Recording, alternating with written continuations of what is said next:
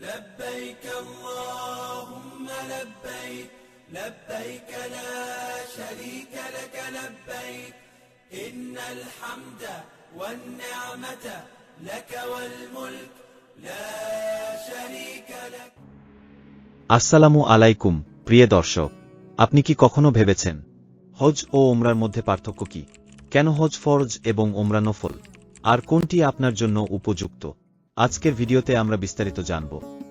হজ ও ওমরার মূল পার্থক্য, তাদের পালন করার সময় ও আনুষ্ঠানিকতা, কোনটির খরচ কেমন, ধর্মীয় দৃষ্টিকোণ থেকে এগুলোর গুরুত্ব কি। আপনি যদি সত্যিই জানতে চান তাহলে ভিডিওটি শেষ পর্যন্ত দেখুন এবং আমাদের চ্যানেল সাবস্ক্রাইব করুন। পর্ব ১, হজ ও ওমরার সংজ্ঞা ও ইসলামে তাদের গুরুত্ব। প্রথমেই বুঝে নেই হজ ও ওমরা কি। হজ এটি ইসলামের ৫টি স্তম্ভের একটি। প্রত্যেক সামর্থ্যবান মুসলমানের জন্য এটি জীবনে একবার ফরজ, কুরআনে বলা হয়েছে, এবং মানুষের প্রতি আল্লাহর জন্য কাবা গৃহের হজ করা অবশ্য কর্তব্য, যদি তার সেখানে যাওয়ার সামর্থ্য থাকে। সূরা আলে ইমরান ৩৯৭। ওমরা এটি একটি নফল ইবাদত যা সারা বছর পালন করা যায়।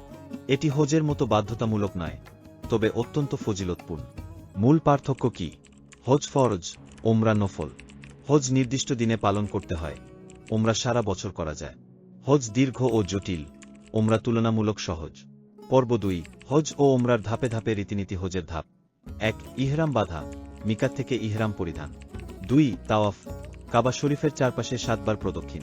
৩, সাই, সাফা ও মারোয়া পাহাড়ের মধ্যে ৭ বার দৌড়ানো।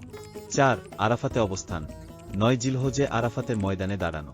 ৫, মুজদালিফায় রাত কাটানো, পাথর সংগ্রহ করা। ৬, শয়তানকে পাথর নিক্ষেপ, মিনায় জামারায় পাথর মারা। ৭, কোরবানি, পশু কোরবানি ও মাথা মুন্ডানো। ৮, বিদায় তাওয়াফ, হজ শেষ হওয়ার পর কাবার চারপাশে ৭ বার ঘোরা। ওমরার ধাপ, ইহরাম বাঁধা, তাওয়াফ, সাই, চুল কাটা সম্পন্ন। পর্ব ৩, হজ ও ওমরার খরচ ও সময়কাল। হজের খরচ কেমন? বাংলাদেশ থেকে হজ করতে ৭-৮ লাখ টাকা লাগে। সময় লাগে ১৫ থেকে ৪০ দিন। ওমরার খরচ, ওমরা করতে ১,৫০,০০০ থেকে ২,৫০,০০০ টাকা লাগে। সময় লাগে ৭-১০ দিন। পর্ব ৪, কোনটি আপনার জন্য উপযুক্ত?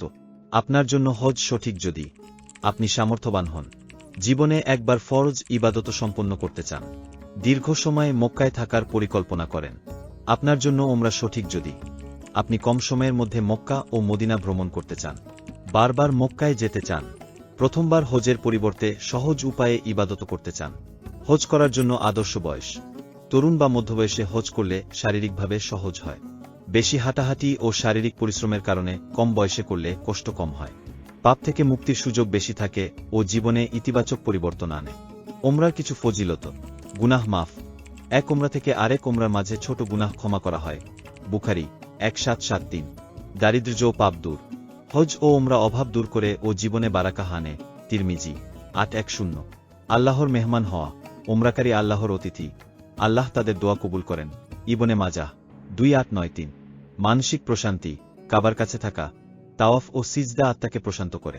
পরিবারের জন্য রহমত, যে পরিবার থেকে কেউ হজ বা ওমরা করে আল্লাহ তাদের জীবনে কল্যাণ দেন।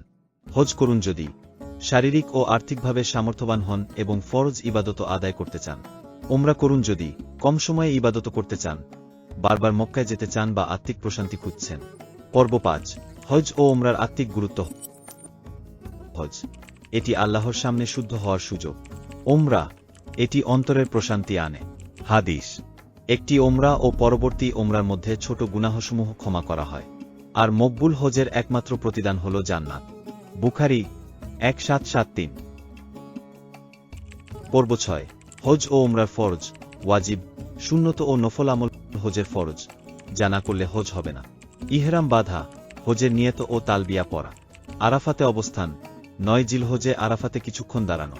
বিদায়ী তাওয়াফ, হজ শেষে বিদায়ী তাওয়াফ করা। হজের ওয়াজিব, বাধ্যতামূলক, না করলে দম দিতে হবে।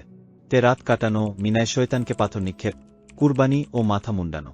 হজের সুন্নত ও নফল আমল, মিকাত থেকে ইহরাম বাঁধা, বেশি বেশি তালবিয়া, দোয়া ও ইবাদত করা। বিদায়ী তাওয়াফের পর মক্কায় কিছুদিন থাকা। ওমরার ফরজ, না করলে ওমরা হবে না। ইহরাম বাঁধা, মিকাত থেকে ইহরাম ও নিয়ত করা। তাওয়াফ করা, কাবার চারপাশে ৭ বার ঘোরা। ওমরার ওয়াজিব, সাফা মারোয়াতে ৭ বার সাই করা, মাথা মুন্ডানো বা চুল ছাটা। ওমরার সুন্নত ও নফল আমল বেশি বেশি দোয়া, ইস্তিগফার ও তাসবিহ পড়া, মক্কা ও মদিনায় বেশি সময় থাকা, নামাজের পর মক্কার বিভিন্ন স্থানে জিয়ারত করা। এই ভিডিওতে আমরা শিখলাম হজ ও ওমরার পার্থক্য, আনুষ্ঠানিকতা ও খরচ, ধর্মীয় দৃষ্টিকোণ থেকে গুরুত্ব। আপনার যদি এই ভিডিও ভালো লেগে থাকে তাহলে লাইক দিন, শেয়ার করুন এবং সাবস্ক্রাইব করুন।